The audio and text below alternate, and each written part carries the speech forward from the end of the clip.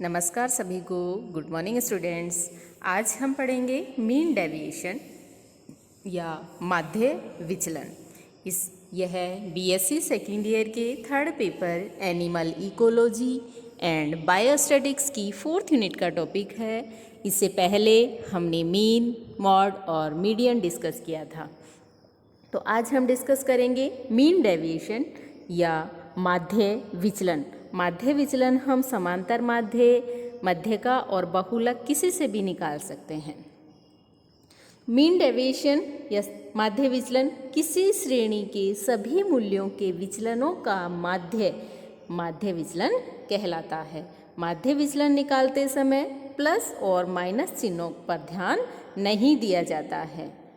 माध्य विचलन समांतर माध्य, मध्यका एवं बहुलक किसी से भी निकाल सकते हैं। माध्य विचलन निकालते समय कल्पित माध्य के स्थान पर वास्तविक माध्य का उपयोग किया जाता है। यानी अगर हम समांतर माध्य से मीन डेविएशन निकाल रहे हैं तो हमें वहाँ वास्तविक समांतर माध्य कैलकुलेट करना होगा, ना कि कोई भी x की वैल्यू को हम अज्यूम कर ले कि ये हमारा कल्पित माध्य है, जैसे कि हम समांतर माध्य की गणना करने के वक्त काम में लेते थे। तो ये ध्यान रखना है कि वास्तविक माध्य से ही, समांतर माध्य से ही हम मीन डेविएशन ज्ञात करते हैं।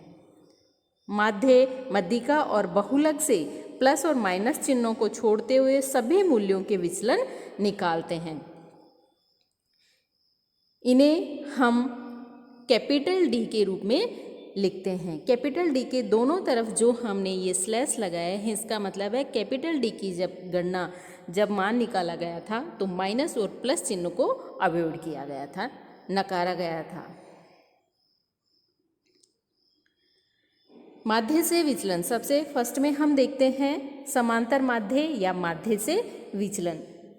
दिए गए समकोण डाटा की सहायता से माध्य और मध्यिका से विचलन एवं इसके गुणांक ज्ञात करने हैं। तो ये हमें सवाल दिया गया है।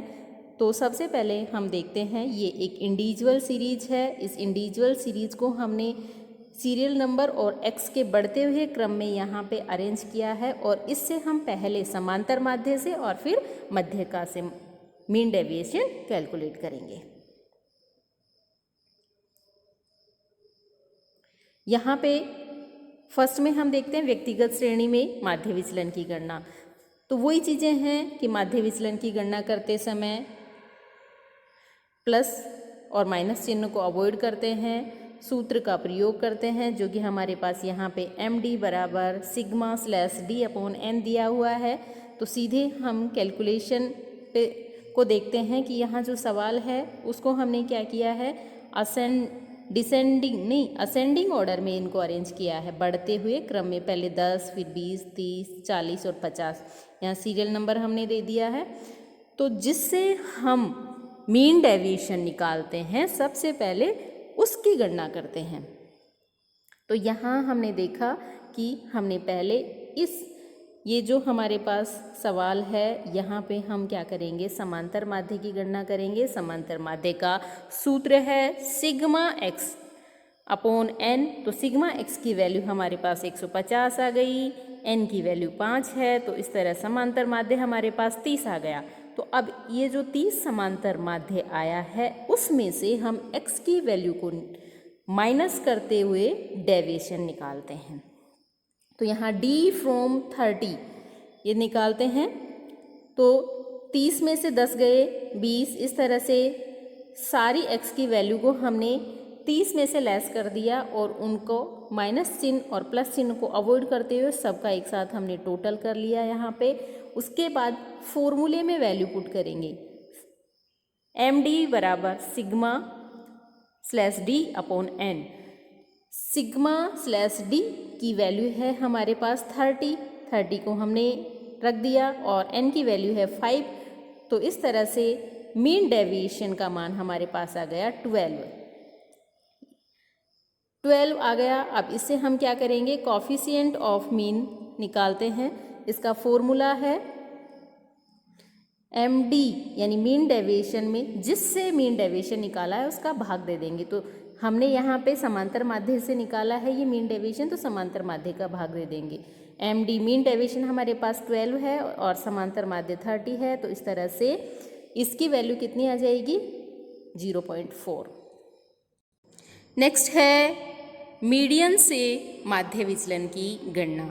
मीडियन से उसी सवाल को काम में लेते हुए पहले हम मीडियन निकालते हैं। तो मीडियन का जो फॉर्मूला है वो है m बराबर n प्लस 1/12 आइटम। n का मान 5 है, 5 में 1 प्लस करेंगे 2, इसको 2 से डिवाइड करेंगे तो थर्ड आइटम जो है x की वैल्यू में वो हमारी माध्यिका हो जाएगी। तो माध्यिका की वैल्यू हमारे पास आ गई 30, क्योंकि तीसरे नंबर पर x की वैल्यू क्या है 30 है। अब वही फॉर्मूला काम में लेते हैं हम कि सिग्मा स्लैश डी की वैल्यू हमारे पास यहाँ पे क्या आ गई, डी की वैल्यू आ गई 60 और n की वैल्यू हमारे पास यानी सिग्मा स्लैश डी आ गई 60 और n की वैल्यू है 5। उसको हम इस फॉर्मूले में रख देंगे और फॉर्मूले में रखने के बाद में मीन डेविएशन का मान कैलकुलेट करते हैं जो कि 12 आ गया। अब मीन डेविएशन से हम कॉफिशिएंट ऑफ मीन डेविएशन निकाल लेते हैं। कॉफिशिएंट ऑफ मीन डेविएशन के लिए मीन डेविएशन में मीडियन का भाग दे देते हैं m का, क्योंकि हमने यहाँ पे मीडियन से मीन डेविएशन की कैलकुलेशन की है, तो 12 में 30 का भाग देंगे 0.4 हमारे पास क्या आ गया coefficient of mean deviation. Next है calculation of mean deviation from mode.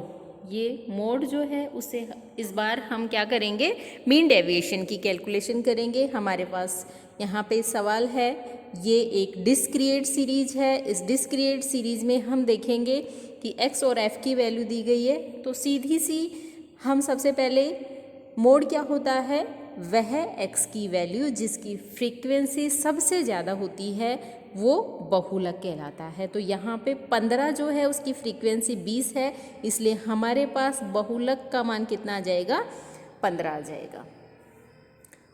उसके बाद हम 15 से क्या करेंगे डेविएशन निकालेंगे और सिग्मा स्लैश डी की वैल्यू ज्ञात करेंगे। तो 5 माइनस 15 माइनस 10, 10 माइनस 15 माइनस 5, इस तरह से हम सारी डेविएशन निकाल लेते हैं और उनका क्या कर लेंगे टोटल कर लेंगे। तो सिग्मा स्लैश डी की वैल्यू हमारे पास आ गई 30।